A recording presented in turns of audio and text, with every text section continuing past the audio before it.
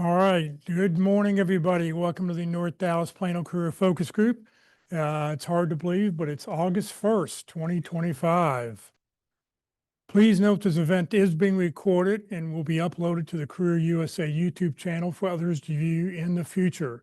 By participating in this event, you give consent for your name and picture to appear. Please note that any comments you put in the Zoom chat window will not appear in the recording. Well, good morning, everybody. This is Jeff Morris. Back in 2007, I started facilitating and leading the North Dallas Plano Career Focus Group. This group's been around since the late 1990s. I took it over in 2007 when the prior leader landed a job. In 2008, I started a website called careerdfw.org, a website to help those unemployed in the Dallas-Fort Worth area. In 2012, I launched careerusa.org to help those around the United States. I have written a book called What I've Learned About Your Job Search That You May Not Know. It is available on Amazon, or I have copies with me. And I want to thank somebody who bought one 3 months ago because the notification just came through last week about it. It's always 90-day delay when you get anything from Amazon. And since 2017, I've been a member of the Practice Interview Team, also known as the PIC Crew. You'll hear more about them in just a few minutes. Just like to do a little reminder once a month, the Career DFW and the North Dallas Plano Career Focus Group are two different organizations. The common thread is me, but anybody who wants to take over the North Dallas Plano Career Focus Group is welcome to overthrow me at any time, but you're not going to get Career DFW out of my hands. Our agenda this morning, we'll start out with success stories. We'll talk about job leads, then 30-second introductions. Then we'll hear from the practice interview team, the career tip of the week, and our main event today, which is open forum. So we'd like to start off meeting with good news. Any landings to announce? Anybody online? No. All right. Well, okay. Who? Jason Nixon landed.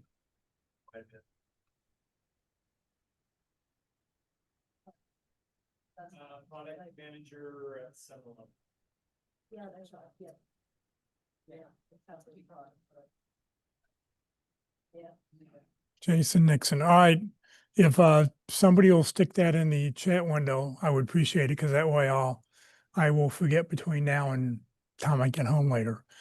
All right. What we want to do now is everybody who's online, open up the chat window and put in your name, position you're looking for, email address, LinkedIn, phone, city you're watching from right now. Give us 2 or 3 target companies we can maybe help you with this week, and then companies where you have connections and you can help somebody else. So if you'll start typing that information in, we'll put 30 seconds on the clock.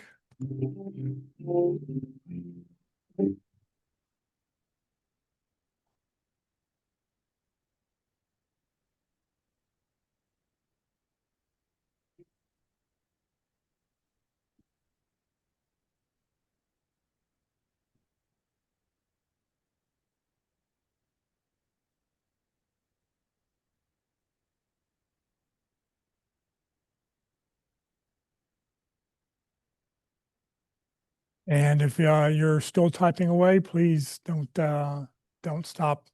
Get your information in, really help us out.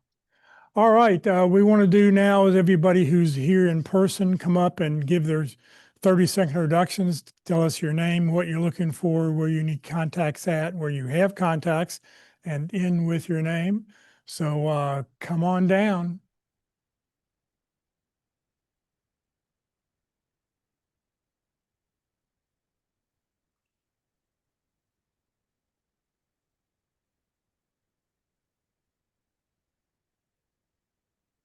Good morning, everyone. My name is Jenny Holcomb, and I'm looking for a director or sales position with Hilti. I need contacts there. I have contacts at Duke Cannon and Army Air Force Exchange Service here in the Dallas area. My name is Jenny Holcomb. Thank you.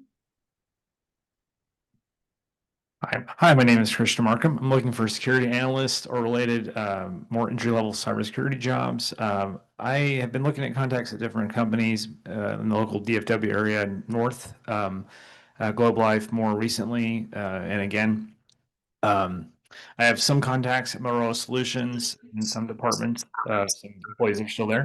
And my name is Christian Markham. Good morning. My name is Michael Garber. I'm looking for a position as an IT program or project manager in the IT infrastructure or cybersecurity cloud services area. No new target companies this week. I have contacts at Kyndryl. My name is Michael Garber. Thank you. Good morning. My name is Sarah Hoyle, and I'm looking for something in the commercial or residential lending industry. And I need a contact. I need a contact at Green Brick Partners. And again, my name is Sarah Hoyle.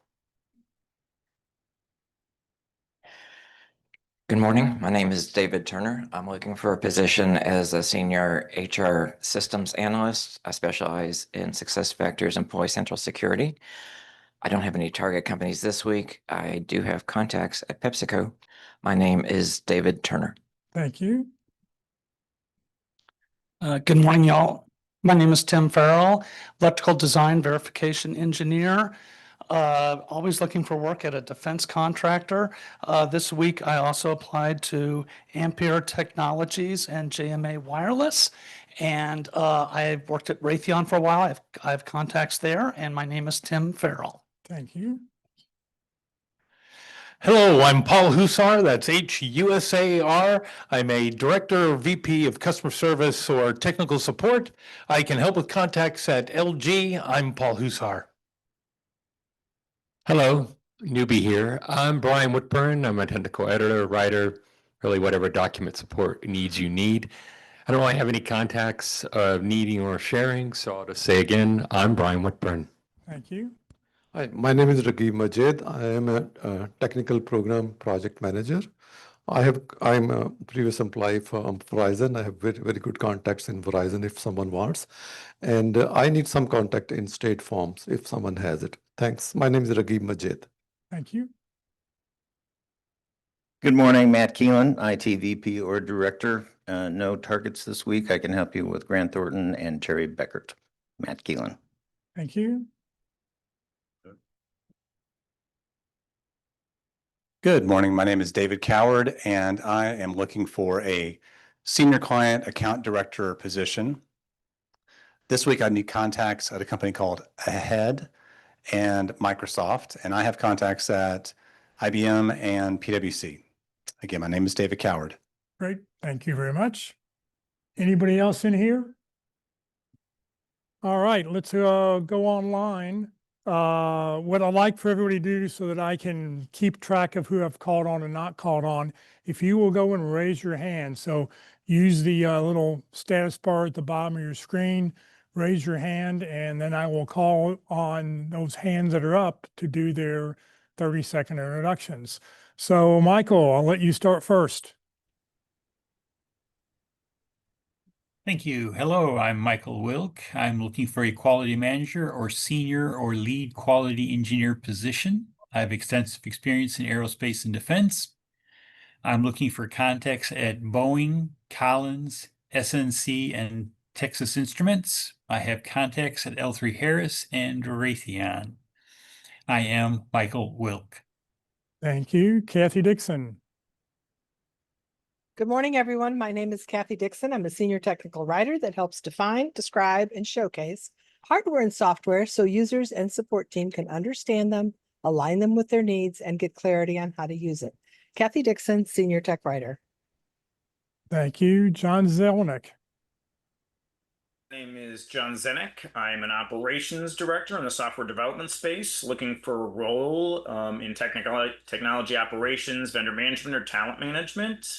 Target companies, Fidelity and Encore, and I have connections at PwC. I'm John Zenek. Thank you. Miguel Castillo. Good morning, everyone. My name is Miguel Castillo. I'm looking for a VP or Director in Finance. I need contacts this week at Michaels and Sanmina, and I have contacts at American Airlines and Amazon. My name is Miguel Castillo. Thank you. Shay. Hey, happy Friday, everyone. Thanks, Jeff. I'm Shalacy Sanye. I also go by Shay.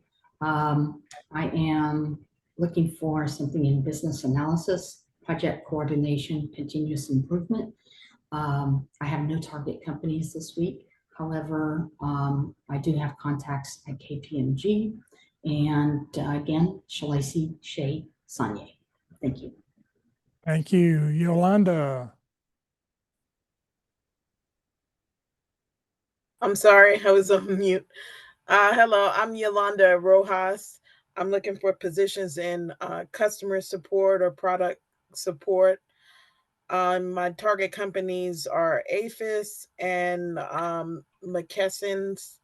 I have contacts at Texas Instruments. My name is Yolanda Rojas. Thank you. Todd Haney. Good morning, everyone. My name is Todd Haney. I'm in North Dallas. I am looking for roles in customer success and implementation, generally those roles that are involved in client relationship. My current target companies remain Motorola Solutions and Caterpillar. My name is Todd Haney. Thank you. Nikki Duncan. Morning, I'm Nikki Duncan. I tame chaos, clear ambiguity, and use strategic communications to build people-first systems that scale businesses. I'm looking for remote director of operations or chief of staff type roles. I don't have target companies, but I have a diverse network. So if you see somebody in my connections you want an intro to, let me know. I'm Nikki Duncan. Thank you. Brian McGovern. Good morning, everyone. I am Brian McGovern, and I'm seeking an HR/benefits coordinator position. My target companies this week are Amazon, Concentra, and the city of Dallas. I have contacts at Korn Ferry, Mr. Cooper, sometimes known as Nation Star Mortgage, and Hilton. Thank you, and once again, my name is Brian McGovern. Thank you. Melissa Madden. Yes, hello, my name is Valisa Madden. I am looking for manager or director level roles in risk, internal audit, controls, process improvement. I need contacts at Verizon, Comerica, TIAA. I have a whole list that I put in the chat, and I have connections at AT&T, Fidelity, and Grant Thornton. My name is Valisa Madden.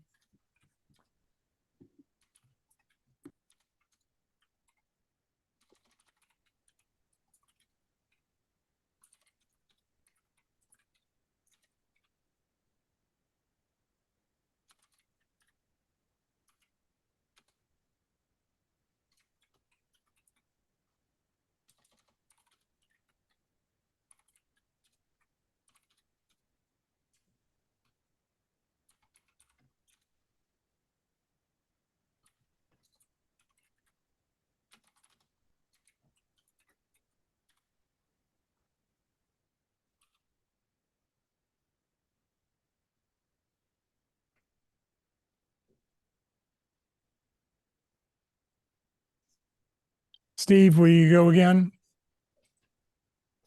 Sure. My name is Steve Rowan. I'm a retired .NET developer. I have contacts at Fiserv and VA. My name is Steve Rowan. Thank you. Anthony. My name is Anthony Archery. I'm a senior retail operations merchandiser. I worked for Walmart 16 and a half years, covered 155 stores. I help companies drive great sales at the same time, robust profit, driving that, and reducing costs. Anthony Archery. Thank you. Rosina. Good morning, Jeff. Good morning, everyone. My name is Rosina Gallman, and I am I'm your Career Tip of the Week host, so I'll be back in a few minutes. This week, I am looking for a position as a senior talent acquisition partner or senior recruiter position. And this week, I'm looking at needing contacts at ADP, USAA, TIAA, and T-Mobile. Again, Rosina Gallman, senior talent acquisition partner or senior recruiter position. Thanks so much.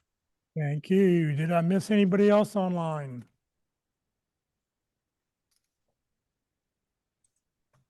Going once, going twice. Me, there's me. All right. Well, your hand wasn't raised. Oh, there we go.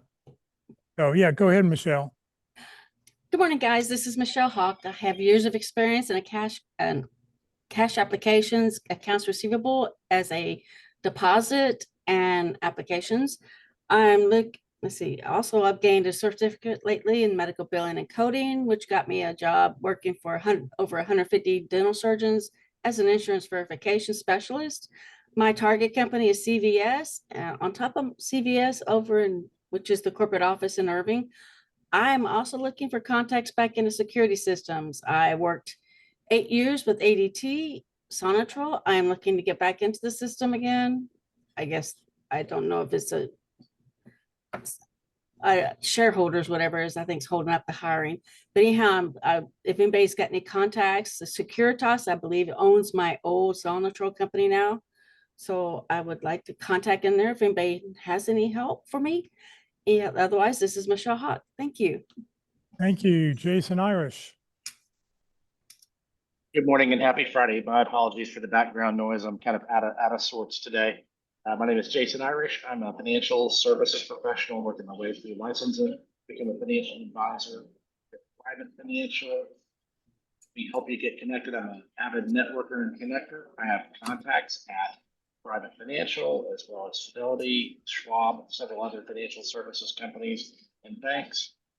For the gentleman that needed to contact at State Farm, connect with me and I'll help you get connected in there. Again, my name is Jason Irish and y'all have a great day.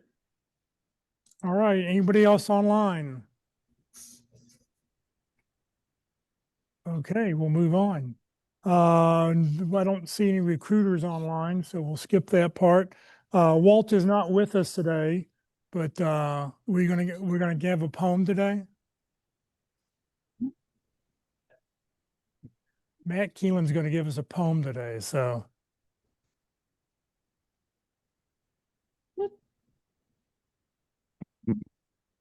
He doesn't memorize like Walt does, so he's. Not memorized. An ode to Walt in his absence, because he never brags about himself. When job hunting feels like a slog and your inbox is empty or clogged, call on Walt Glass. He'll help you kick ass. His workshop will cut through the fog. That's great, Nat. Very good. All right, let's hear from the practice interview team.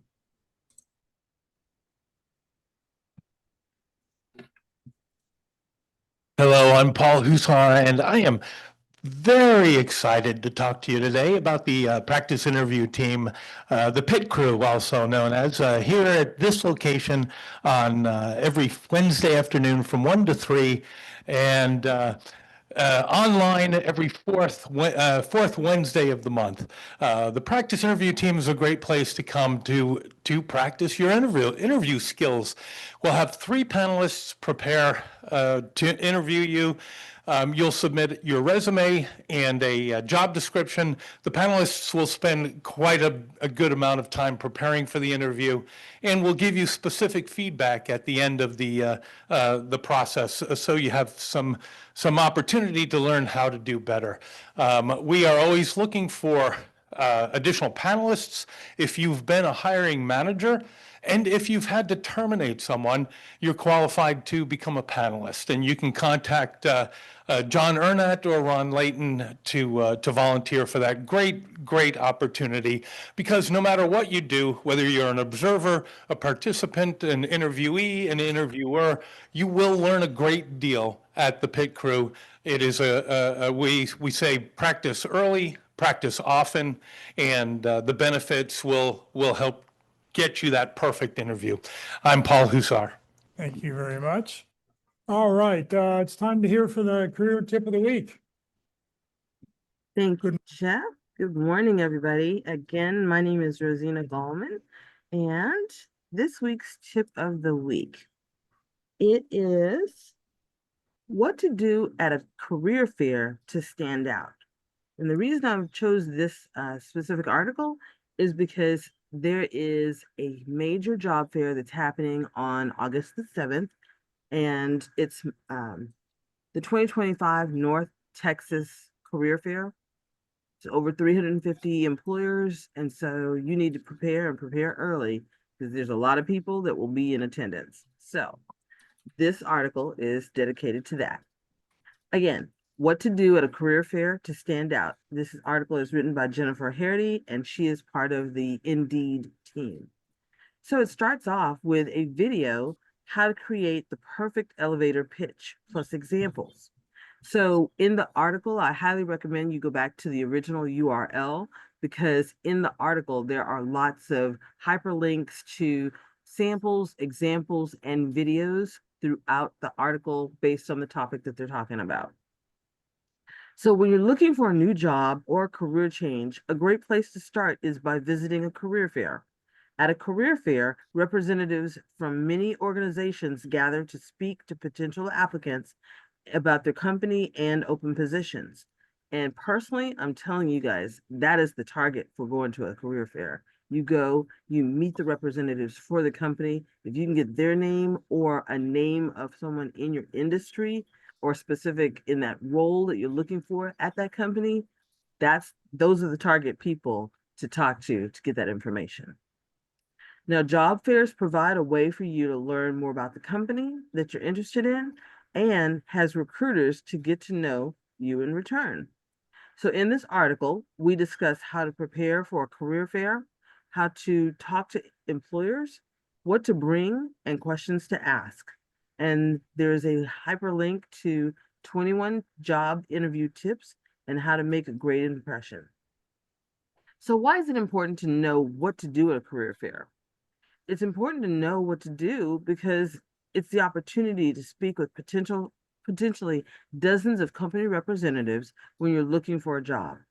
When you know what to do, it's more likely that you're going to do that. You'll give a good lasting first impression. You'll learn more about the companies that are in attendance and even find your next employer. Now, how to prepare for a career fair? Preparation is important if you want to maximize the benefits of a career fair. So here's a couple of things that you should do to prepare. Research the participating companies, practice answering basic questions, map out your day, develop an elevator pitch. Now, I think this hyperlink goes to a 1 to 2 minute elevator pitch. I would highly recommend you keep it just like here at the North Dallas Plano Career Focus Group. Keep it as a 30-second elevator pitch because you got to keep in mind there's tons of people in lines behind you.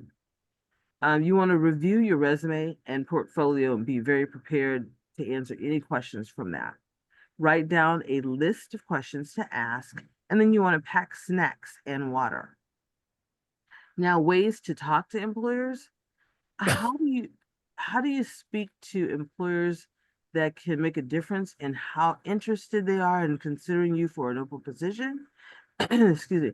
You'll want to come across as professional, interested, confident, and friendly. So remember to smile, stand up straight, have a firm handshake, and address the employer as Mr. or Mrs. And if you have adequately prepared for it, then it's easier to project confidence, which will come across and make a good impression. And you'll also be you'll be able to better describe your experience with enthusiasm. And there's a link in this article to how to introduce yourself at a job fair and an example. Now, what to bring to a career fair? Part of being prepared and making a good impression is making sure that you have what you need. So here's what to bring. First, you want to bring a professional folder. You want to make sure that you look the part. Bring a professional folder, briefcase or a small bag so that you can keep copies of your resumes, and you don't want them to be wrinkled. So making sure you bring your papers, but then collect papers from the organization, because you're preparing for your interview when you get it. You want to have company materials and be ready to go. You want to also have copies of your resume. Aim to bring around 20 copies, and then you want to consider bringing some resumes that are targeted specifically to the roles that you're going to apply for or that you're going to talk to the company about. Your portfolio. If you have a portfolio, bring it with you to showcase your work from previous roles. This North Texas Career Fair may not allow you time to do that, but you could bring something that you could leave with one of the representatives just to stand out. And then lastly, bring a notepad and pen. A career fair is an excellent place to take notes about a company, specifics to you and the company representatives, that y'all discuss certain items and things. That way you can reflect back when you send your thank you note. Now, there are career tips. Follow a couple of these career tips throughout to make sure that you are making yourself stand out again. Dress appropriately. You want to arrive early. Take notes. You want to ask for business cards. Be brief, because keep in mind, there's tons of people that will be in this arena as well. Bring a friend. If you're not comfortable being at a career fair with lots of people, bring somebody with you to bring that comfort level, so to speak. And then wear a name tag. Wear a name tag that would stand out as well, because when people go to shake your hand, they're looking kind of at that name tag. So, hey, take advantage of the opportunity. And then questions to ask at a career fair.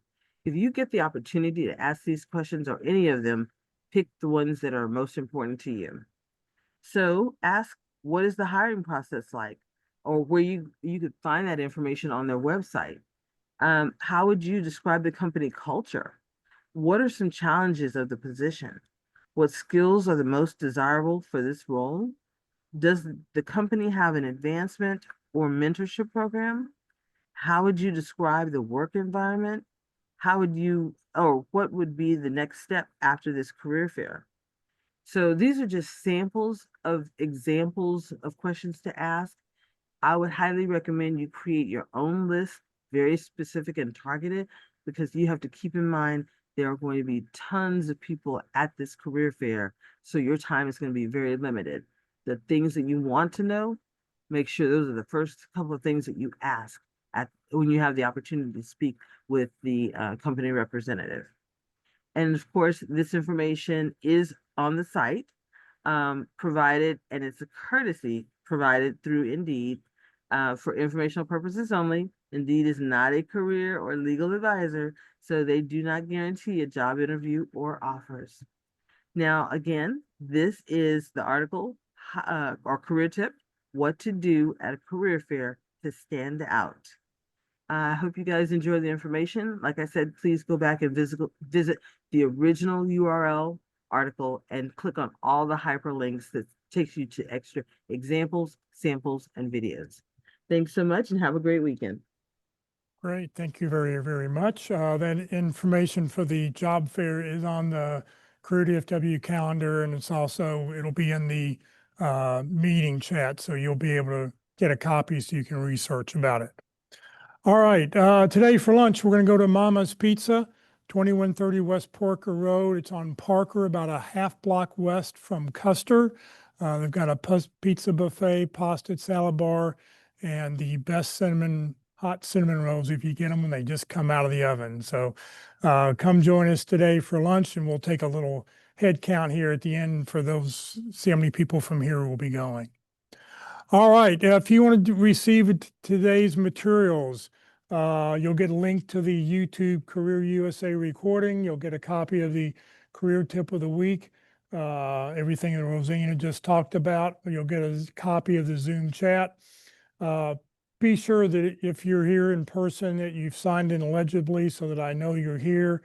If your name happens to have any yellow by it, fill that out so I can make the agenda, contact list more filled out. For everybody online, please make sure I have an email address in the chat with your name, and that way I will make sure that when I send out the email today or tomorrow, you will get a copy of it. All right, it's time for a main event. Today we're going to do open forum, so we'll talk about whatever it is you'd like to talk about. I have a couple topics already from the tip of the week I want to talk about. So what we'd like for everybody to do is turn on your cameras so we can see you.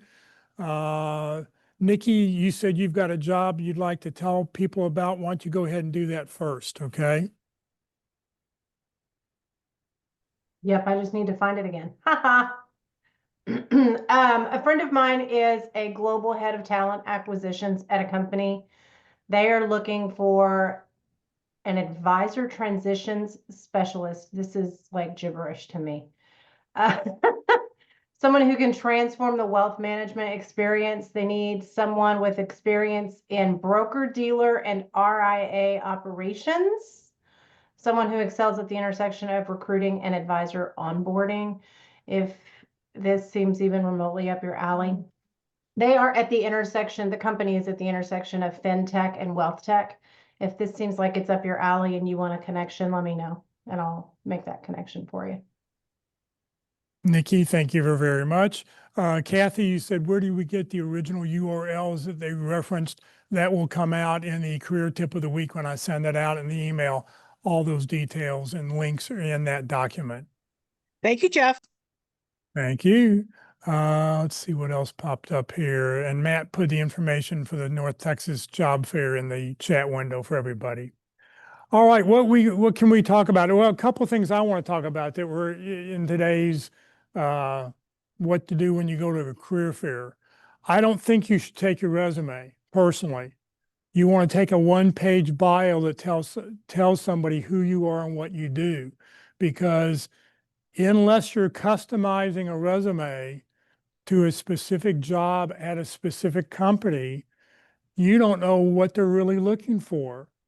But by giving them a one-page bio, you're saying, here's who I am, let's talk. So to me, the whole point is to do it. I remember I was at job fair several years ago, and a person from DFW Airport was there, and they had a huge line of people. And when you went through the line and got up front after 20, 30 minutes of waiting in the line, the person in the front of the line would say, well, just look for jobs online and apply online. So what a total waste of time. So, but one person came back and told me it was great, because I told the person, well, I did apply for a job. I applied for an XYZ position.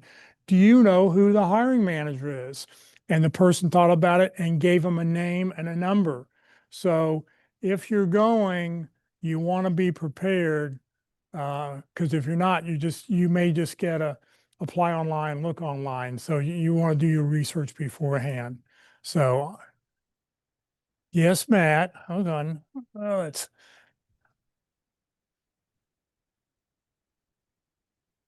If you need some help on creating a one-page bio, Libby Magliolo was here and we recorded her, and that recording is on the Career USA YouTube channel. Yeah, and there's plenty of documents out there to talk about how to do a one-page bio. The other thing, there was something else I want to do about job. Oh, when you go to a job fair and you get to meet the recruiter, instead of telling them the 30-second introductions, tell them, can I tell you a story about a time when I did X, Y, Z? Because they will probably remember a story over 200 30-second introductions. So they may be just, when you meet that person for the first time, can I tell you a story about a time when I did X, Y, or Z? So those are my hints about job fairs. Anybody else have things about job fairs? Okay, moved on. I have a question, Jeff. Can I ask it while? Yes, go ahead. Okay, so a couple years ago, before a job fair, you gave a presentation on one of these Fridays about doing a one-page bio, and yours was totally different than the one we got a couple months ago on here. The one we got a couple months ago was that it should be a personal one-page bio. Yours was it should be a professional one-page bio. So what should it be? Well, I think you want to talk professionally about who you are. Exactly. Thank you. That- I just wanted you to say that. Okay. And did- I encourage people to find your presentation. I think it was 2022 because it was outstanding. Okay. Good morning. This is Jenny Holcomb, and I'm here in studio. And yesterday, about wearing our name tags, Valerie Braxton Williams was greeting everyone at the door, and she had a smaller but still legible QR code from her LinkedIn on her name tag. And I thought that was pretty brilliant, so I thought I'd share that. Taking your QR code, putting it on your name tag. So if the person wants to know you, etc., they can scan you or the people that you're meeting. Then you're not fumbling with business cards, etc. Yes, please take a name tag, because if you do, most people at job fairs don't have name tags, and it will make you stand out big time. And you want to make sure your first name is nice and big on the name tag, because that's what's going to stand out. You want somebody 20 feet away to be able to see who you are. They say, you know, I recognize the face. Oh yeah, that's Jenny, you know. Okay, any other hints for job fairs when you go? Some people say go early.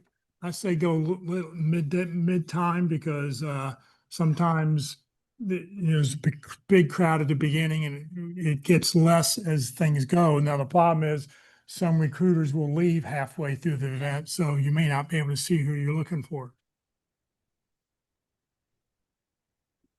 Other job fair hints from anybody? Smile. Smile. Thanks, your friend.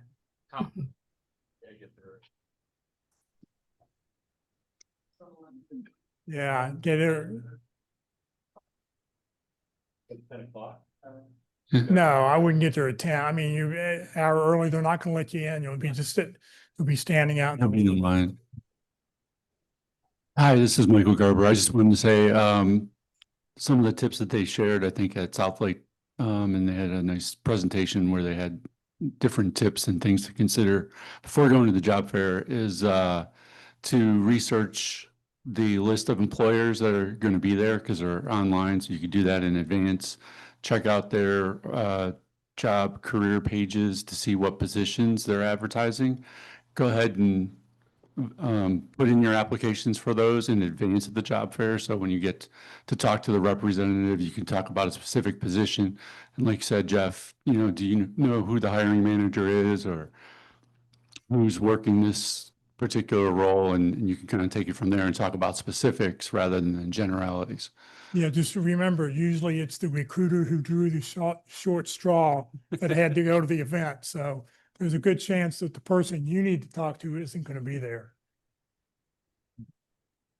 Question for you, Jeff. Is this the video that the one-page bio talk you gave? Yes, it looks like. October 6, 2022. Kathy, is that the one? I don't think so, because the last one, the one that I went to that you did the presentation for was in August. August. So I'm thinking that your Well- presentation was in July. Well, not July from last year, because I was at No, a, not last year. It was 2022. 2022. Okay. All right. I have a question while I have the floor, or and something to say, and that is, we've been advised to go ahead and get there early and see if we can help people that are going in carry their stuff in. That'll get us in the door. Just an idea. Okay. That's a good hint.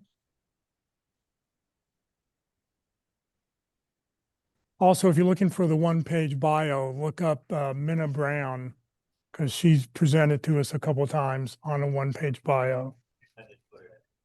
Oh, okay. Matt just put in the chat, so and Libby. So both of them are be in the chat when you get there. Save the chat. Well, you get to, I'll email the chat to everybody this afternoon. Bag can't be larger than 16 by 16 by 8. Yeah, there's frequently asked questions because I was concerned about the water and snacks and other things because I was thinking of bringing a backpack to the Globe Life field. It says backpacks are not permitted. You need a bag. If you have a bag, it's no larger than 16 by 16 by 8, and your bag's will be searched upon entry. So I'm not sure if that applies to fluids. You know, they think that's suspicious or something. So I'm not sure. 16 by 16 by 8, that's pretty big. So. All right, what else can we talk about? It'll be at the job fair next week, so.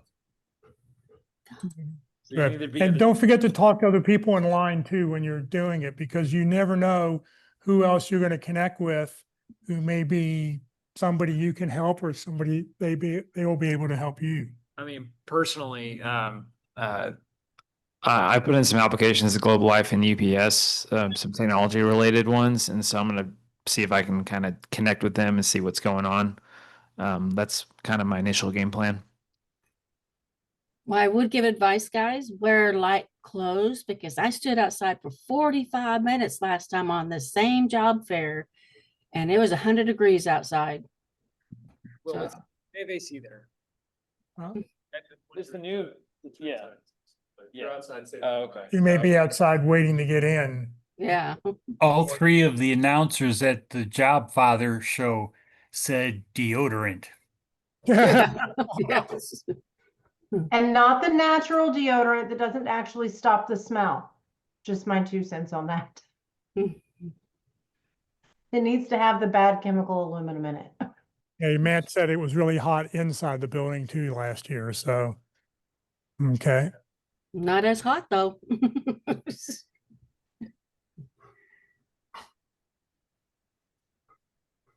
Probably. I mean, you want to just dress dress to the position you're applying to. And just remember, most of the recruiters are going to be there will be for the lower level jobs, not the higher jobs that you may be looking for. So that's why when you get up front, do you know who the hiring manager is, so I can contact them. I used to, when I did job fairs many, many years, back in 2008, 9, 10, I always want to have a paper shredder right behind me. So people would come in, hand me a resume, and I would just take it and put in a shredder, because that's what's going to happen to most of the resumes you take. That's why a one-page bio may stand out a little bit better. Okay, what else? Anybody online job fair hints?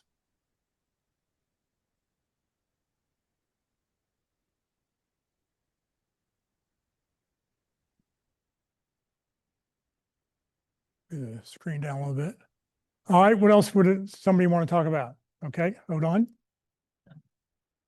You probably already said this. I just want to clarify. You would strongly recommend we attend this job fair. I won't be there, but you enjoy it if you'd like. I mean, Is it if a there's good a use- company that you're interested in, if there's a company that you have seen and you're trying to get a connection, it's an opportunity to make that connection. Okay. If you don't go, you won't make the connection. Okay. So that's why I think it's, if they're going to have that many recruiters there, it may be a benefit. Okay, my mentor at the Career Solution years ago, which is a similar group, focus group for job seeker, he mentioned that career fair is an opportunity for networking. It's not an opportunity to land a job, but to network. So think about what we went through yesterday with the networking with purpose. So that's a really great opportunity to network with purpose with as many people on the line, people actually seeking for job seekers. If you need to help out with setup, or if you need to help out with tear downs, or if you need to go on the happy hours, wherever they're going to meet.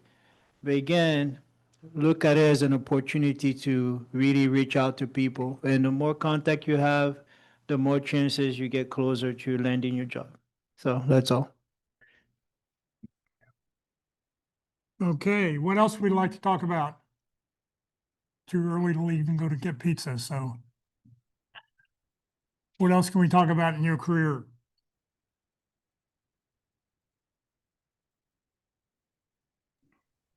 Anybody online?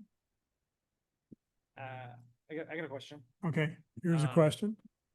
If you're concerned about ghosting from a interview or application, what's the limit of like emails or LinkedIn messages? Like just one time and just if they don't get back to you, just kind of forget about it or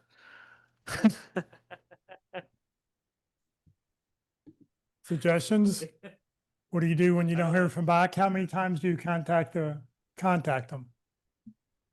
7 times 7.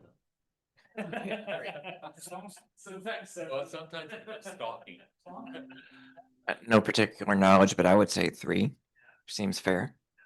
Right, anybody else? I do I- 3 if I'm not hearing back. 3 is my last one, but if I hear anything back, then I'll keep following up.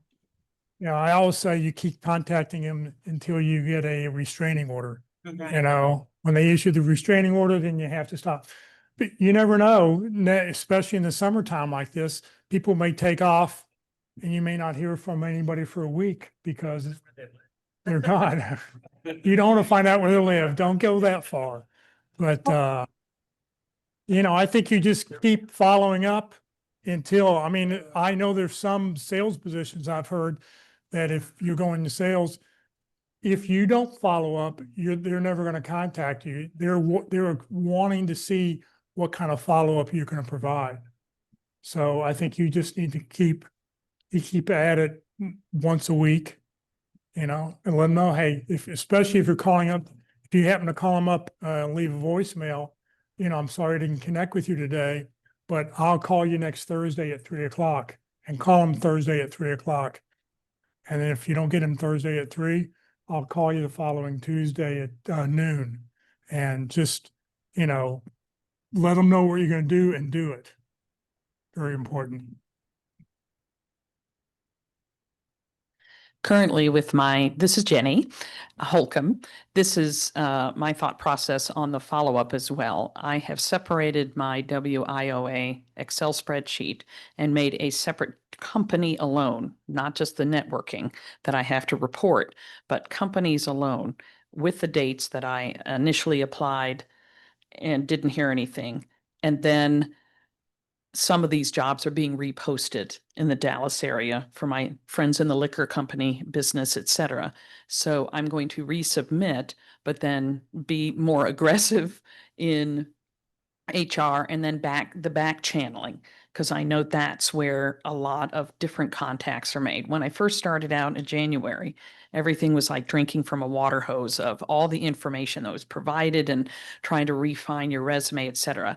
I feel like I'm a seasoned job looker now and have taken the advice given by all of our professional friends, but making sure that the renewal of job openings, you keep looking at the companies you really liked, right? Like Klein Tools and a couple other things that I was like, boy, I really liked their story. They're made in the USA. And, you know, if somebody hooked you on their company vision board, then go back to them, because that's, again, preaching to the choir. They said, you know what, maybe the Bobo heads that they took at American Airlines for their global procurement program washed out already. And now they're looking for more people. And that's exactly what's happening that I'm seeing. And that has nothing to do with the interest rates or the availability of people, et cetera. We have to be diligent on the companies that we like, because overall, I don't want to be looking again. I want to land with a great company that has a great culture and everybody loves to work there and go into the office because of the people there. So that's what my focus has shifted to in trying to follow up with people, and then the back channeling of who do you know? And I'm looking aggressively on LinkedIn right now. I don't care if it's a third reference. If they graduated from my business school, or if they're, you know, a friend of a friend of a friend, like Kevin Bacon, I'm going for it. Yeah. By the way, everybody in this room is 4 degrees from Kevin Bacon. The CIO at USI was a client of mine. His daughter was in a movie with Kevin Bacon. So she's 1, he's 2, I'm 3, y'all are 4. All right, that's nice to know. Hey, Matt Keelan, this is Nikki Duncan. I could get you there one faster. Oh, One of my good friends is an entertainment journalist, and Kevin Bacon, along with many other Hollywood peeps, are in her cell phone. oh. Not that she shares, but We're all 3. So we're 3s now. Okay. I'm 3 twice. What else can we talk about? I received some, again, this is Jenny Holcomb, sorry. I received some great coaching and help on developing my LinkedIn, not only from the several presentations, but specifically from Mr. Terry Sullivan. And I think he has just lifted me again to a higher standard on what I'm presenting. And the overall that I got out of our 30-minute chat was that I was aiming too low, that I was dismissive of my talents and the career I've had, and that I really need to look at that in a different light. And he gave me a suggestion of a couple of people he has worked with and are clients of his. And he gave me some more impetus to really talk about what I do and not just brief little chats and come and get me, here I am. It's no, put your best face out there. And you are welcome to look at my LinkedIn page. It's not perfect yet. It never will be, but the format that I found and the banner and developing a few things he spoke about, specifically making your face as big as possible on your LinkedIn page so that your face covers it. They don't care what you're wearing that day. It's your face. They want to see your eyeballs. And then your banner should have some meaning behind it. And then you can put your information, your contact or your information that you want out there right there in your banner. So nobody has to look any further for your phone, your email. Obviously, they're on LinkedIn, so they already have that. And then you can, in your about section, have 3 bullet points of what you have achieved. And then critical is call to action. And I felt like a doofus because I'm in sales and marketing and I'm always asking for the sale, but I wasn't on my LinkedIn. It says, hey, do you enjoy, higher sales, and then the call to action was that. And I thought, brilliant, brilliant, brilliant. So Yeah, I'm amazed when I'm trying to do the roster, on Saturdays and people don't have their email address or their phone number. And I go to LinkedIn because they have you give us your LinkedIn address. But go on LinkedIn, there's no contact information. There's no way for me to figure out who you are and add you to the list. It's very annoying. I wish I could have like a self-destruct button when I see that. If you need help with your LinkedIn banner, ask AI. A few weeks ago, Angela Fiesler was in my networking group at South Lake, and she told me about her prompt that she used to create her banner. It's so good, I added it to my tips and tricks presentation. The prompt was something like, please create a LinkedIn banner with what you know about me and my resume and my LinkedIn profile, and please use colors that complement my headshot. And she used the first iteration verbatim. It is perfect. It's beautiful. And the colors are right. And it was in the size and the resolution needed for LinkedIn. She just uploaded it and it took 2 minutes. Very impressive. So.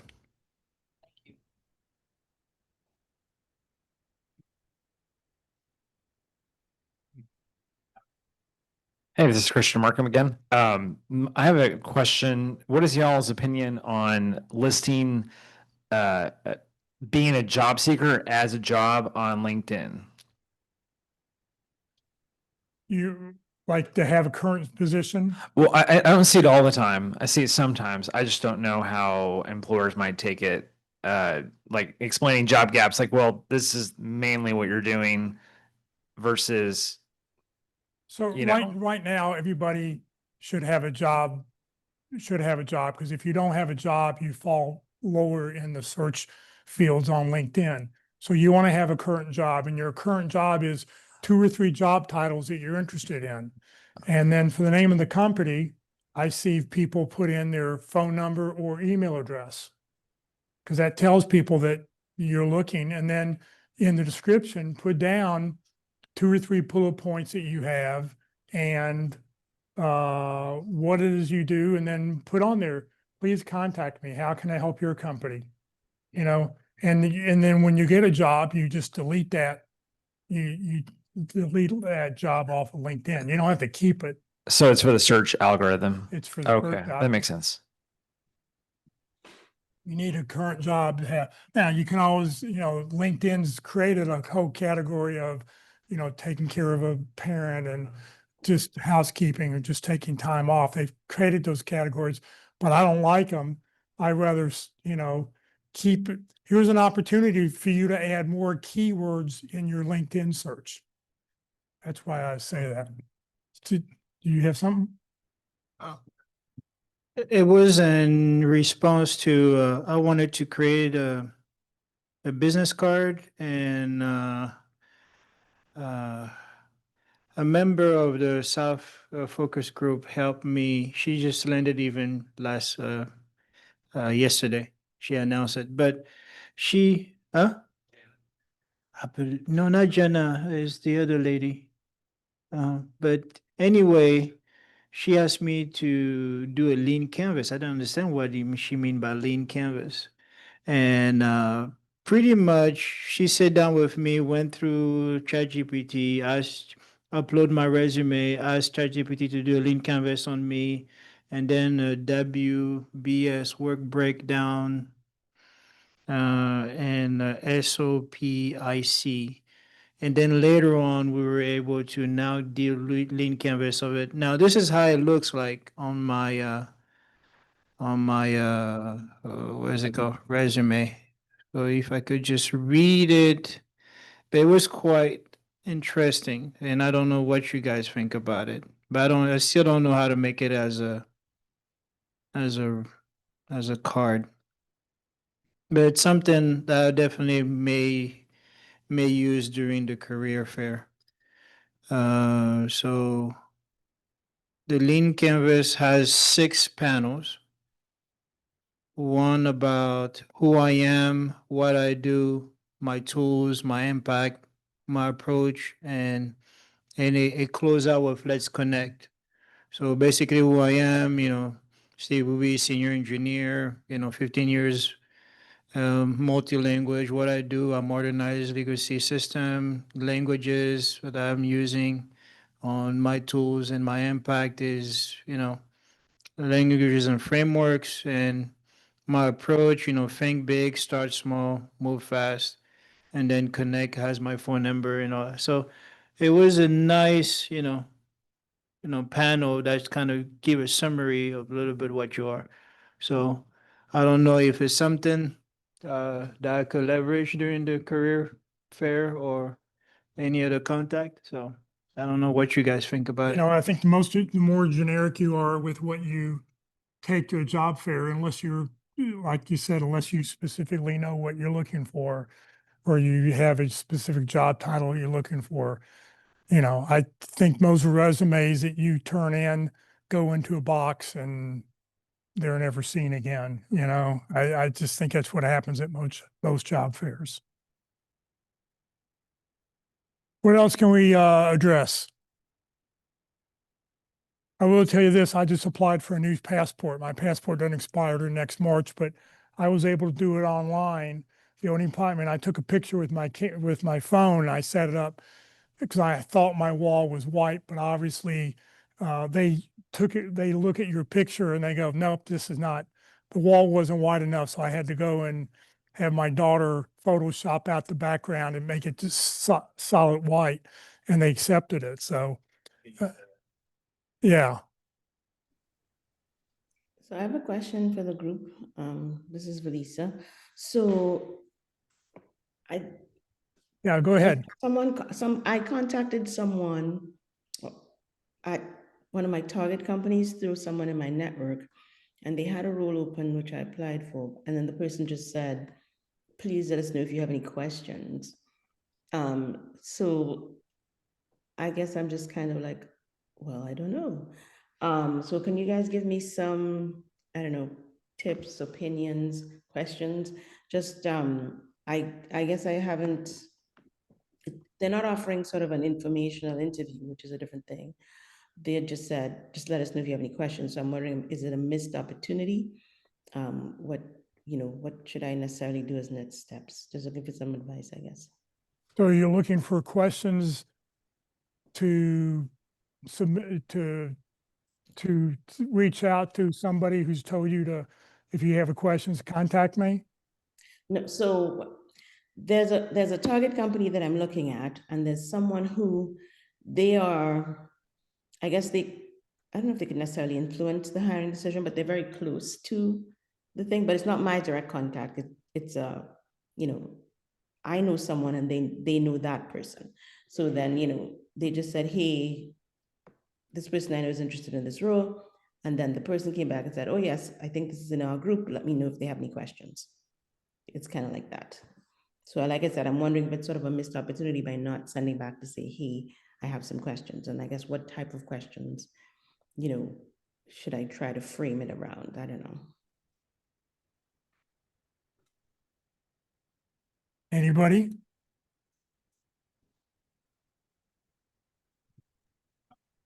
Jeff, this is Nikki Duncan. I think she wants example questions she should ask. Are you looking for example?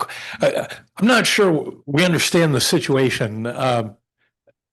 Someone reached out to you and said, hey, here's someone you can ask questions. I'm not sure what your connection is to this person. Okay, let me try to explain it again.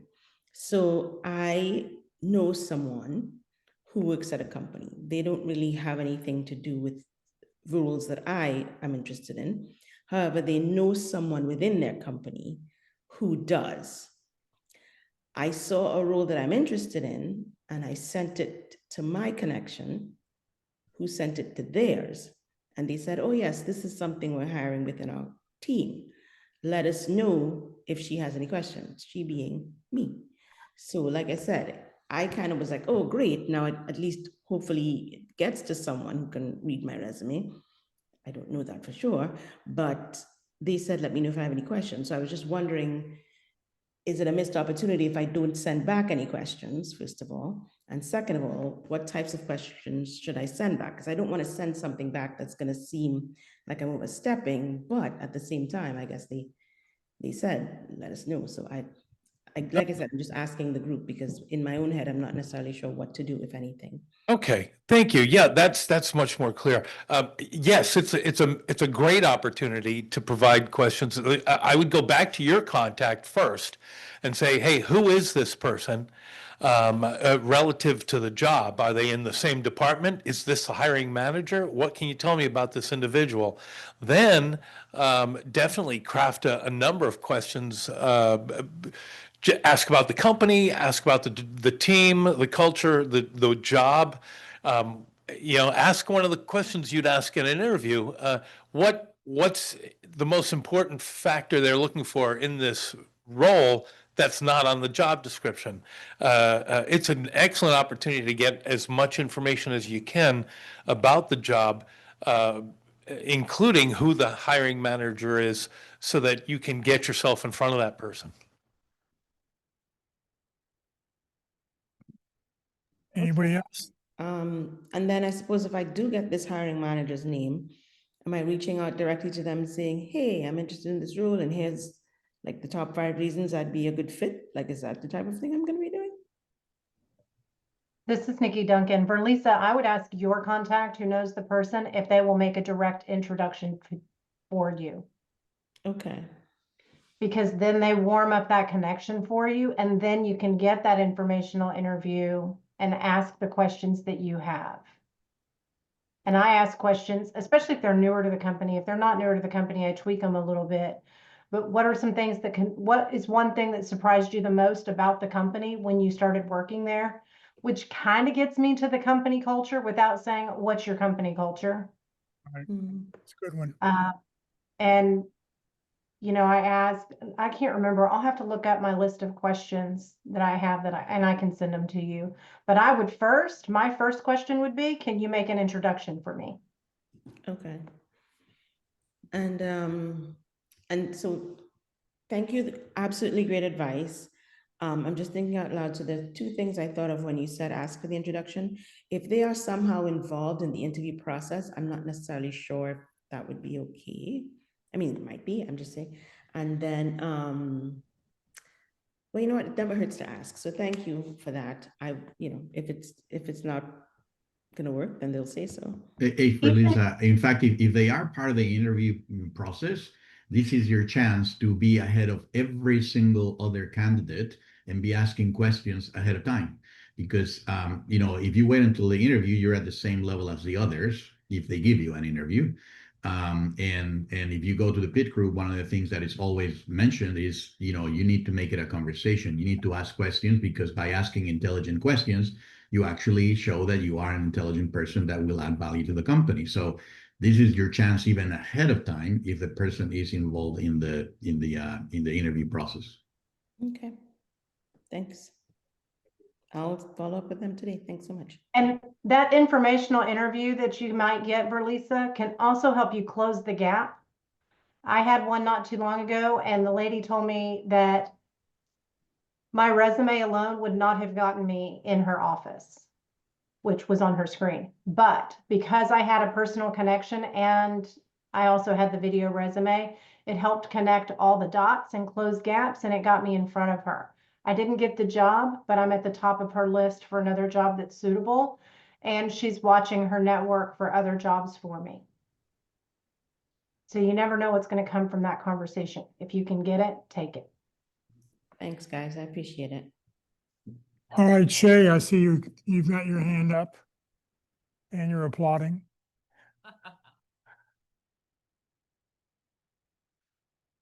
You're muted. Sorry, guys. First, yeah, congratulations to Nikki. That was my applauding there.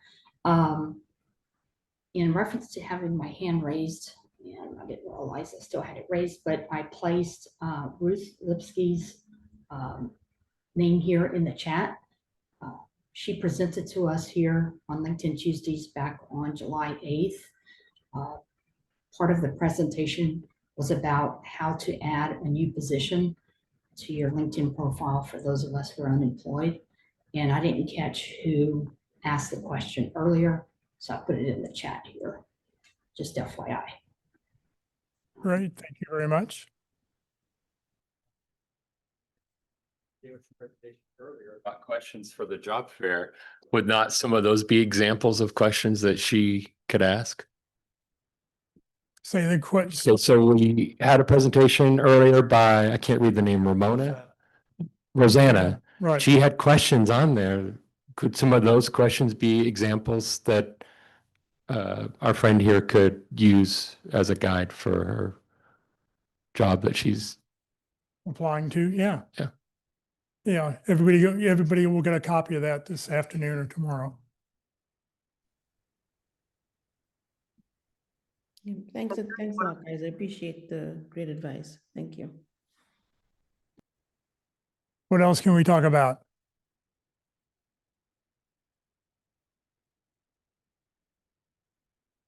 So my question is, what are people doing that have a Windows 10 computer? What are you going to do in a month when Microsoft stops protecting your computer? What's your plan? You have three options. One is. You have three options. One is pay $30 per PC for a year of additional support. Actually, there's four options. Second option is sign up for OneDrive. If you already have a Microsoft 365 account, you can just turn on OneDrive. That'll automatically get you another year of free support. If you don't have a Microsoft 365 support, you can go ahead and sign up for a OneDrive account, and the first or Microsoft account, which gives you 5 gig of OneDrive space for free.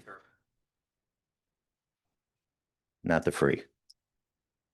Free is 5 gig. If you pay for it, you get a terabyte.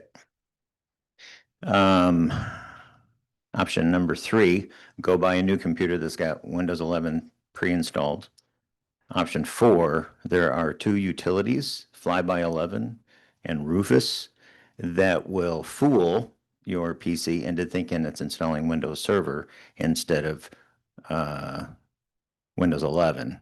And Windows Server doesn't require the security things that Windows 11 requires of personal PCs. So those are your options. Reach out to me if you need more information. There's things like I have an older desktop. I checked the requirements. Like I can't upgrade mine to Windows 11. I'd have to use Rufus, and then there's like CPU core requirements, TPM chip requirements, things like that. It's like, okay, well, you'd have to install new pieces of equipment if you can have the expertise to do that, and then replace the motherboard. And it's like, okay, maybe it'd be cheaper just to get a new computer. So. How many people kept Windows XP for way after the time was? I think I'll be keeping 10 for a while. 'Cause my machines work just fine. I don't, Years old. huh? Says only 10 years old. Yeah. So to add insult to injury, not only is Microsoft making you upgrade eventually to Windows 11, I forgot 2 things. One is that extension is only good for a year. Right now, they're not going to provide support, even if you pay for it, even if you sign up for OneDrive, past October of 2026. The other thing, to add insult to injury, is they're going to stop improving Microsoft Office, now Microsoft 365, next year as well. So they're not going to retire it until 2028, but you won't get any improvements on Microsoft 365 on Windows 10 starting next year. Apparently, Microsoft 365 knows whether you're running 10 or 11. We'll get improvements on 11. Yes. Okay, what else can we talk about?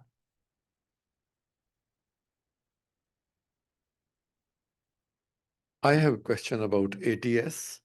And earlier we came to know there is a few systems that they can select your resume or reject the resume.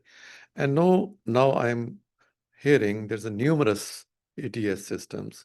How we can figure it out that my resume will pass through those ATS, numerous ATS? Well, I think we had a speaker this past Tuesday on LinkedIn Tuesday, and she talked about that she thinks there's upwards of 900 different ATS systems out there. And somebody did a study and they came up with like 400, but there's been estimates it's closer to 900. And you can't be all things to all people. I mean, you've got to, if you're going to submit a resume to an ATS, you don't know which one it's going to be. It's got to be as generic, stripped down with no special characters, with no special anything. It's just got to be full of keywords, because that's all an ATS system is some way to try to match keywords from their job description to what you have in your resume. So the more keywords, the better. Thanks.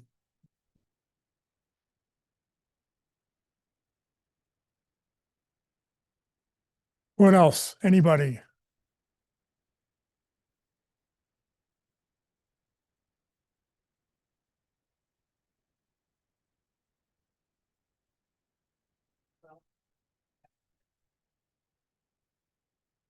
The question goes back to the one-page bio about a personal hook and a professional hook. And where do you stand on that? because initially, when my resume was being reviewed back in January and February, I was talking with one of the people and they said, "Oh my gosh, you've run 7 marathons. That's really great. You should bring that in as a hook." And that's more personal, obviously, than professional, but it also, to me, lends itself to who you are in achieving a goal. And you're that person that could get it done. So where would you, if you would, put that hook in to your bio? I think it would go towards the bottom. I think, they say most bios are 4 paragraphs, and it's that last paragraph that you can talk about, whatever personal stuff you want to talk about. My son does half Ironmans, and he's done 6 or 7 half Ironmans over the years. And, I just think it's important for him to talk about that, because if a person runs, bikes, or swims, he's going to have a connection with somebody when they read that. I eat chocolate, and that's all I can connect with other people with. Yeah, I'm not eating, I'm not getting enough. But I think it's good to put a little bit of a personal hook on a bio, in that last paragraph, telling them, you never know what's going to be that little hook that they'll say, "Hey, I want to talk more about it." I've had more conversations on my resume when I've had interviews. People want to talk to me because I have a meteorology degree, and they sort of they're fascinated by that. Never got me a job, but interviewers would talk about that. You never know what it is.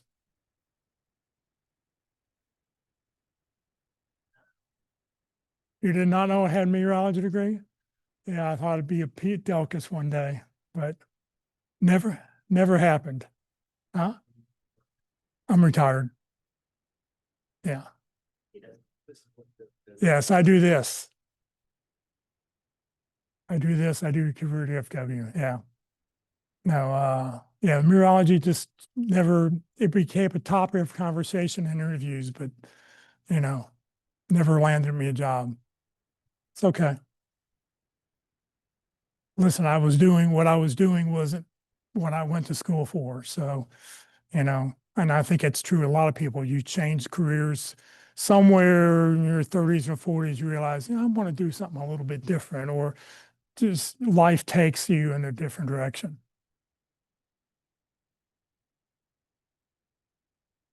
Okay, what else can we talk about? The weather will be very nice this weekend because it'll be in the low 90s.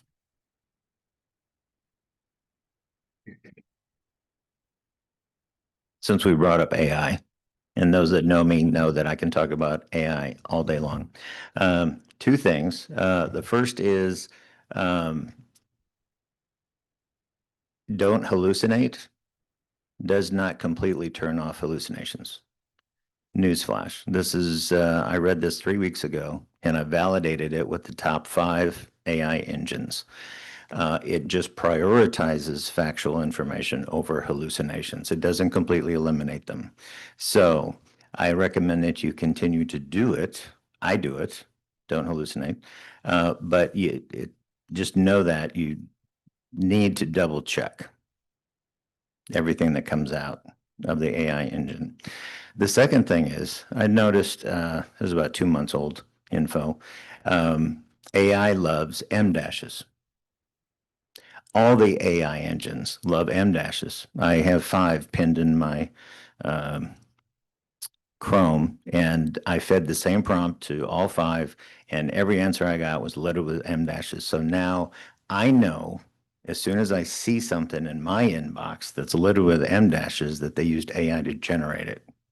I don't want to give away the fact that I used AI to create that cover letter or that follow-up email. So I do 2 things now at the end of my prompts. Don't hallucinate, no M dashes. And that's EM space dashes. I don't know about you, but I don't use M dashes in my everyday typing.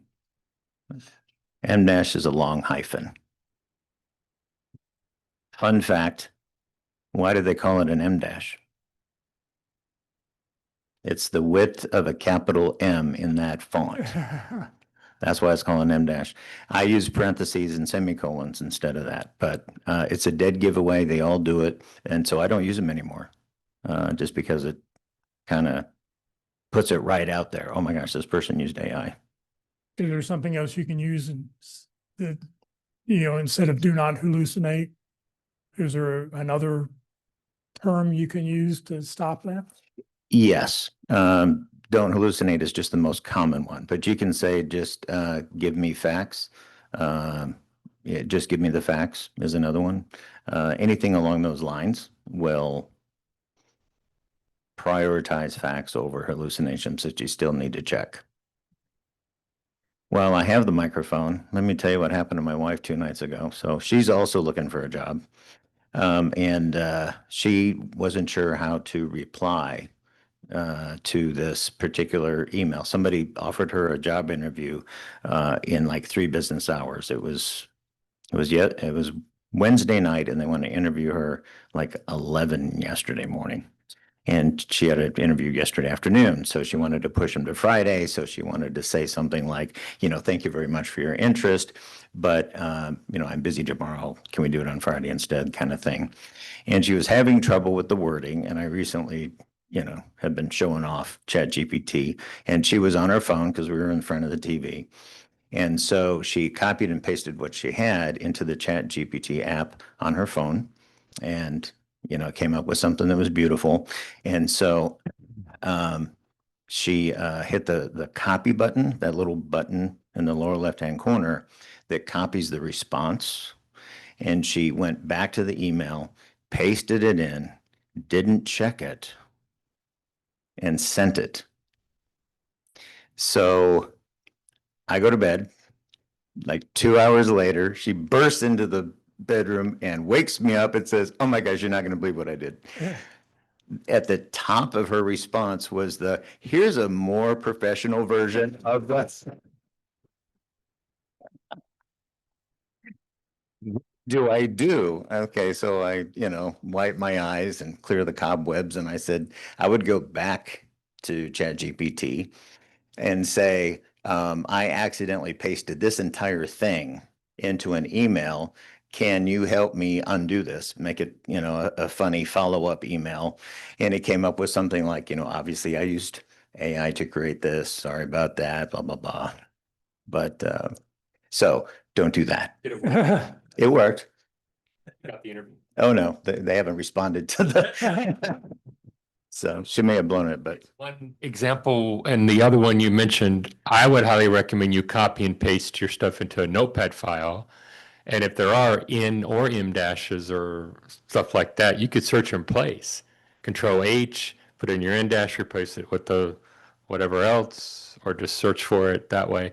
But Notepad gets rid of a lot of formatting as well, behind the scenes formatting.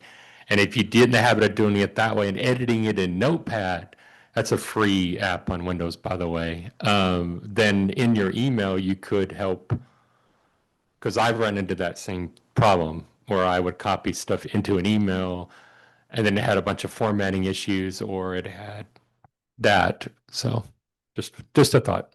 Yeah, Notepad's a very useful tool. I use it, it's on my desktop, and I use it for a ton of different documents. Because like the one you put out, when you put out the weekly announcement, I went to copy a part of it into a Zoom chat window, and it said that you've exceeded it by, 1,000 characters. So I took it, put it in Notepad, and I was way under at that point. So there were a lot of extra things in the Hidden formatting and things like hidden that. formatting and stuff, which disappeared. So Notepad is it's a very good tool to use. And I learned that. Another reason to do that is that a lot of AI apps are inserting code in there so that companies can know this came from AI. And if you put it into text, that will be removed along with all the other stuff. Yep. Yeah. I mean, I learned about using Notepad building the website because it would strip out all that extra stuff. You don't want to ever copy a document from Microsoft Word and put it into a website because it adds all sorts of unnecessary characters. I use it to copy anything I copy from the web. Almost anything I copy from the web, I'm putting it through Notepad first. Takes only a few more seconds, but that gets rid of a lot of extra junk you don't want. You can paste it into Word as text also to get rid of that stuff. And since I have Word open all the time, that's what I do. Along the same lines, another tool I have pinned in my Chrome is humanizeai.pro. I take the output of AI, I go to that website, I plug it in, and I click on humanize, and it turns it into speech that's indistinguishable from human speech. And then there's buttons for make more formal, less formal, things like that. It's free and it works really well. It's quick and easy. humanizeai.pro. You put that in, is that just a Chrome add-in? No, it's a website. Oh, it's a website. Put in the Zoom link. I mean, put it in the Zoom chat. All right, what else can we talk about? What other issues is anybody having?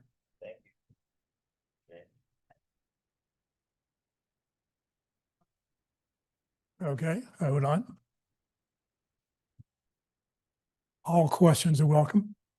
Okay, so I recently had a request for interview this coming Monday.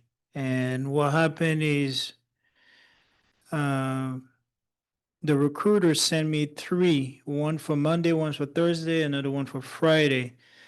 Does the recruiter pay attention on your selection? Like if you are selecting Monday, that mean you are showing that you're ready for the interview, or if you're selecting Friday, they're gonna weave you out of the interview already process?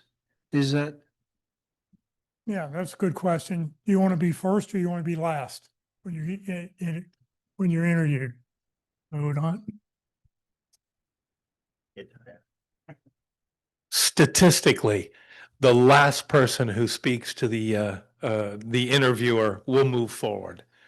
So that's a statistical fact. So if you can be the last person, that's the best place to be.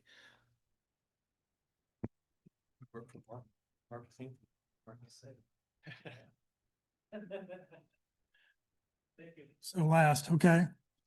And if anybody ever calls you up and says, can we have an interview Wednesday at 1 o'clock? It's okay to say, I'd love to, but I've got another interview scheduled at 1 o'clock. Can we do it Thursday or can we do it in the morning? You don't have to tell them you're just going to come watch a practice interview at the pit crew, but you use it to make them think that you've got something else going on. There's nothing wrong with that. This is David Turner. Also, just another tip that I heard, statistically, you will get a better response if you have an interview in the morning versus the afternoon, just because people feel better and respond better in the morning. Yeah, I don't think I'd want to do a Friday afternoon one. Monday morning would be out and Friday afternoon would be out. Okay, okay, what else can we talk about? Got a question. Just a clarification on strategy, which if I say I apply to company X and, I'm hoping they'll call me, then I see my phone ring and there's their caller ID calling me. My thinking on proper strategy is you let it go to voicemail. You don't immediately interview. Is that correct? Or should I be answering when they call? Answer. One voice says answer. Anybody else here? I have an opposite opinion about that. Don't answer it, and call him or call her later. I has a situation. She called me on a fly. I was driving. She said, "Yeah." He said, "If you have few minutes, we can speak." And few minutes she spoke with me, and she never called me back. So this is my experience that you are not ready at the moment, that you can speak with the recruiter on the fly. Just give you yourself a time and then speak with him. Anybody else?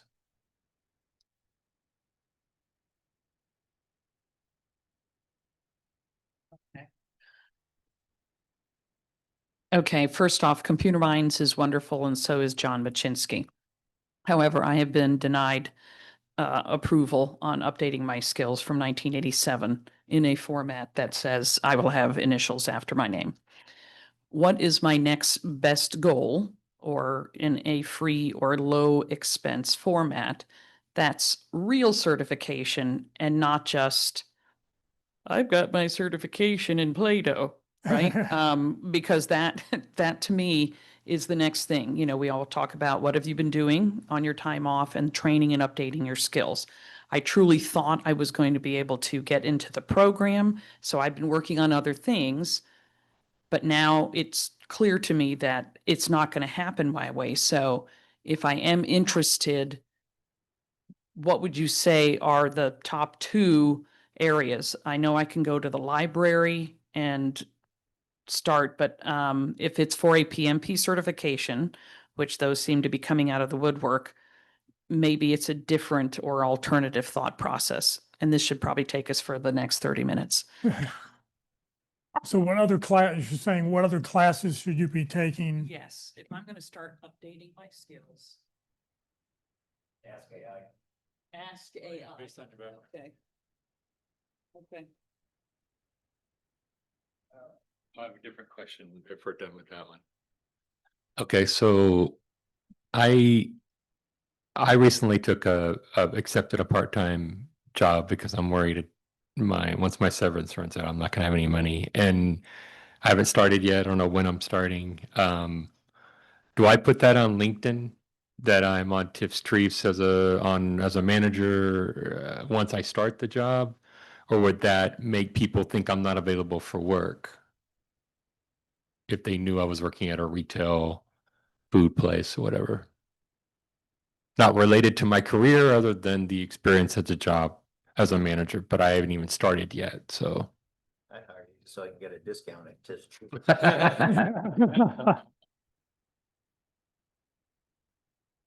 Yeah. If it's. I'll bring your free cookies. So is it related to your current job? Search? Other than the manager and customer service experience, which is related to anything I apply for. That would be non-specific. I'd say that you're working part-time at a retail outlet of some kind. And then, Put it on LinkedIn once I actually start there. Yeah. I think. and then it shows that you're filling your time. But you're not giving away that. But if you're looking for something in retail and you're currently working retail, I think that can only help. If it's not related at all and it's just putting a few pennies in the bank, then I may leave it out. But he is giving. That's an entirely different discussion.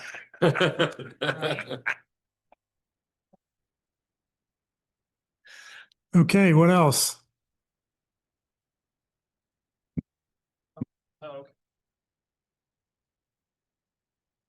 Christian Markham, Tammy. So I spoke to John as well. I did not qualify for his program. I spoke to him back in like December of last year. And eventually, I swallowed my pride and I invested time and I went through this program in Fort Worth, at the Women's Center. And I invested some time. I would pretty much drive to Fort Worth for half the day, for about a week, and then I have like recurring calls that I have, and basically I paid like a small finder's fee, and I got about, was it $2,000 or so worth of training, and that's how I got my Security Plus certificate. Obviously, I had to, study and get ready and pass the exam. And then, so I think that really opens some doors. I mean, yeah, certifications aren't everything, and especially in cybersecurity, they're like, okay, where's your experience? Where's the lab work? Things like that, and that's stuff I'm working on. But it's like, okay, there's that gap, and it's like, okay, it's a piece of the puzzle, and so that was an opportunity that I was able to find that was helpful. So.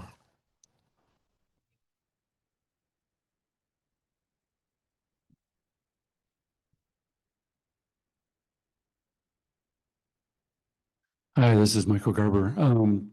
Jenny, more back to your question about continuing education and certifications and things. So in addition to what Matt said about, running your background through ChatGPT and asking that question, just for everybody else's use, there's free resources available usually at your local library you just need to get a library card.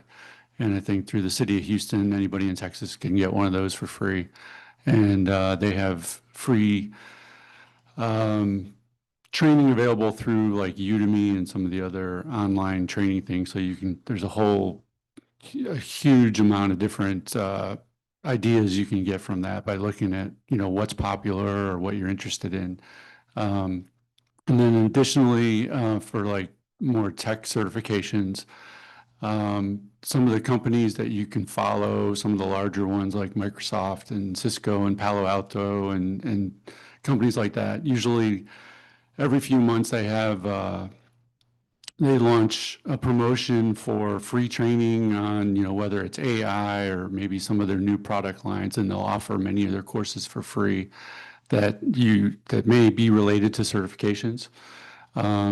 And they may not, you just want to follow those and maybe take those for some general things. But that's one way to, find out what you're interested in, learn about new things, show that you're, looking to upskill and do things like that, and maybe also get certifications. And you might also get discounts on the exam costs for some of those promotions that they run throughout the year. So just look into that with some of the bigger companies. Google, I know, does that, and Meta, as well as Microsoft. Thank you. Great suggestion.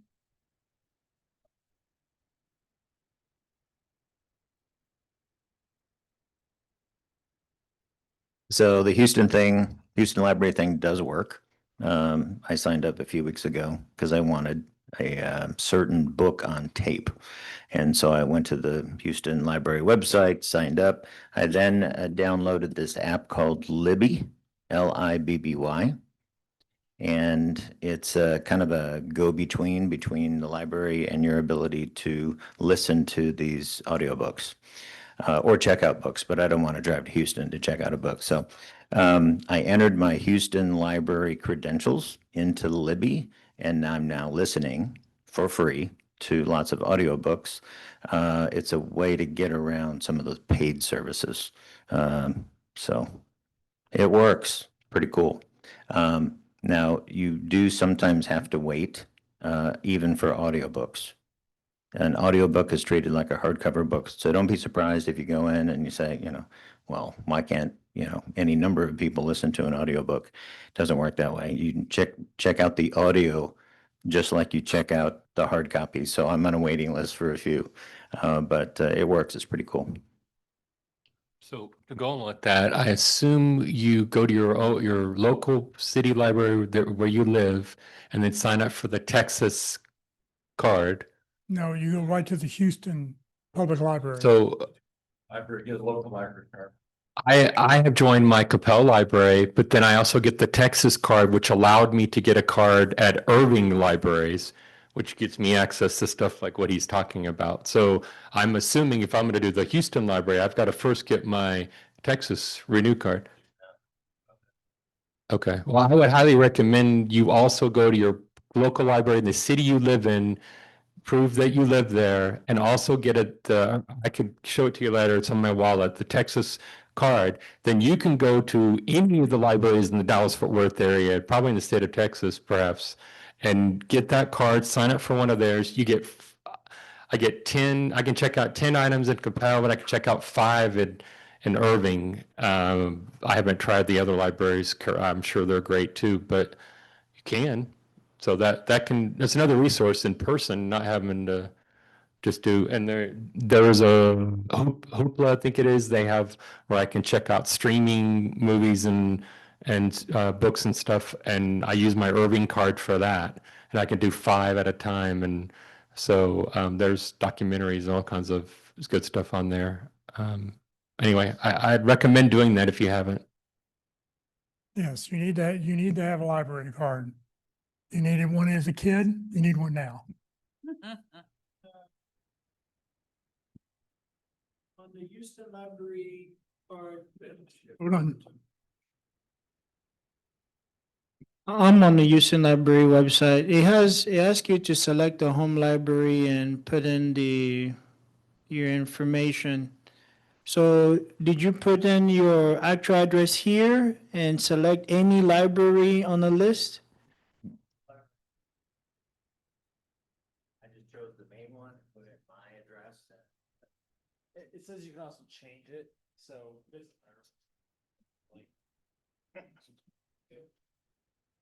Okay. Picture.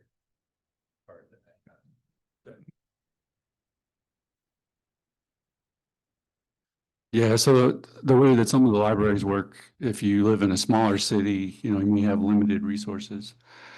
Sorry, you may have limited resources because as Matt said, you know, even audiobooks, they have to pay for licenses and buy copies of an audiobook. So there may only be 5 of one book because that costs the city money. But some of the smaller cities affiliate with some of the larger cities next to them. So, you know, at one time when Plano was the largest suburb, Frisco had 5,000 people. Now they're 250,000 or whatever. But, you know, they had an affiliation in McKinney and Allen with the Plano Library and helped, you know, had a limited number of items they could check out per month by being affiliated. You know, you get a Frisco library card, but you can go to Plano and check out. Same with McKinney and Allen, but now some of those are larger, so they have more money to invest in the different resources. But some of the smaller libraries, like I said, may be affiliated with a larger one in that area, and you can share some of those resources. So if you don't want to go the Houston route, you can just go to your local library, and then, you know, as was mentioned, you can use some of the other ones right around there and get a tech share card or something similar. Yeah. Okay. What else? Anybody online got a question for us? You see all of you all on the big screen here.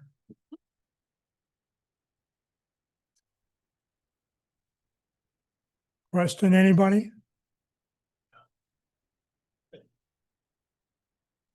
Question? Another thing about the local library. So a lot of these libraries also have spaces where you could rent or for free and use as a little office. So when I was at my Compel library earlier this week, because I'm finding it sometimes hard to work from home, go to that library, a nice view of the little pond, or hey, we got a room here. If it's open, you can check it out. So your local library, I don't work for a library, but I can tell you their local library can be a valuable resource in general in your job search.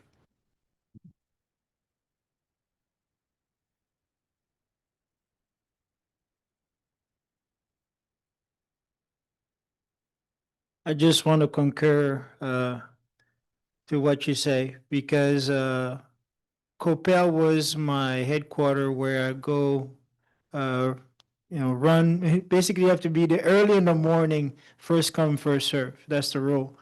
So you got to be in front of the door standing, and then we have to rush to get one of the room. They have about 4 room, A through F, I think so. You could use it, but if you don't get to land any of the room that you want to reserve, they have a business center where there has multiple table. Now, one rule that you have to understand about Copa Library: if you leave your room empty for more than 15 minutes, one of the kids is going to snatch it from you. They're going to tell the librarian, and the librarian going to move your stuff out. So I lost one of the room that way. But that's how I met a member of South Lake group because she freed up the space for me to hold my interview. And then later on, she invited me to South Lake. I have not met any one of you if I've never been there. And it was a great way to network. So thank you. Okay. Anything else? What else can we talk about? Gotta make you all sit closer together. I mean, you know. Good morning, it's Jenny Holcomb, and in connecting with others, following some patterns with Ron and other suggestions, many times I reach out to folks and I say, I'm available XYZ. don't give a specific date or time. I wait to hear back from that person, but if that person doesn't respond back to me with a specific date or time, then I throw that out. Because I don't want to do the back and forth of what time Monday? Well, Monday this, Monday that. So if you have regular openings in your schedule, that's what I have been using in order to contact people and saying, this is when I'm available. And I always include my phone number because sometimes LinkedIn can be a little jiggity. And that way you can then find out if they do Teams or Zoom, or if they are in your neighborhood and want to have coffee at the local Starbucks. Just a thought. And your email, every email you send out, you should have a signature on it. And you need to have your email address, your phone number, your LinkedIn address, and you just have it on every email you send. I mean, I used to get emails all the time. Call me, Bob. Bob who, if I didn't know who it was, it'd be really hard. So, and you've got to make sure that the signature on your PC or Mac is going to be different than one on your laptop. It's going to be different than the one you use on your cell phone. So make sure that you've updated them all of them. I take it a step further and I make sure that I sign every LinkedIn message as well with my phone number and my email. And on my computer, I do that using WinV. If you don't know about the clipboard history in your Windows, turn that on in settings. You do a Control-C on that signature, and then you pin it. And then you can do a WinV. It'll be at the bottom of the list. And you'll never have to type it again. On my phone, I add that. Jenny's laughing. On my phone, I accomplish that with text replacement. On an iPhone, I'm assuming Android has the same, but on an iPhone, it's text replacement. Go to settings, keyboard, text replacement, and you can put in any number of shorthand codes, and then it'll expand, just like some of those text expander utilities, which you can use as well.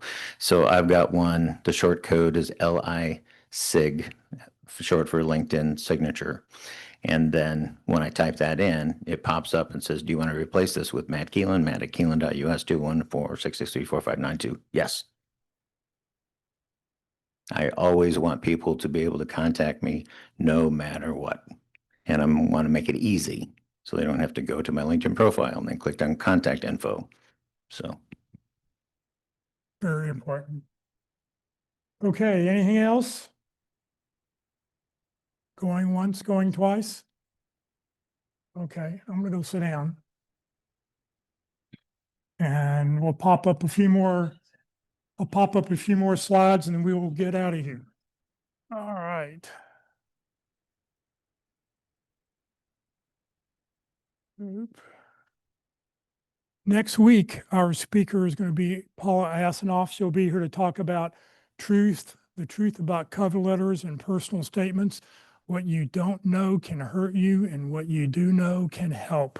So join us. Now, there will be no recording next Friday. So if you want to see your presentation, you will need to watch it live. Skip those two.